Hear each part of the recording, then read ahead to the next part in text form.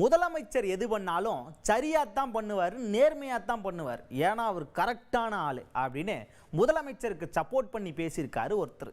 யார் அவர்? சபாநாயகர் அப்பாவு அவர்கள். ஆமாம், அவரே தான். என்னென்னா, செய்தியாளர் சந்திப்பில் இந்த பொறுப்பு டிஜிபி நியமனம் குறித்து பாஜகவை சேர்ந்த அண்ணாமலை அவர்கள் கடுமையாக விமர்சனம் பண்ணிட்டு இருக்காரு.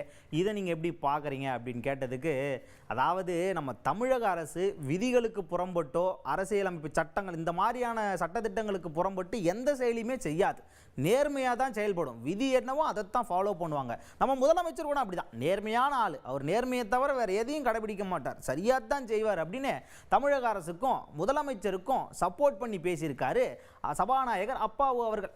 பொறுப்பு டிஜிபி நியமனம் குறித்து கடுமையான விமர்சனங்களை பிஜேபியுடைய முன்னாள் தலைவர் அண்ணாமலை முன்வைக்கிறாங்க. நீதிமன்றத்திலையும் வழக்கு தொடர்ந்துருக்காங்க. தமிழக அரசு மேலே வந்திருக்க இதை எப்படி பார்க்குறீங்க? பொறுப்பு டிஜிபி நியமனம் சரியானதா?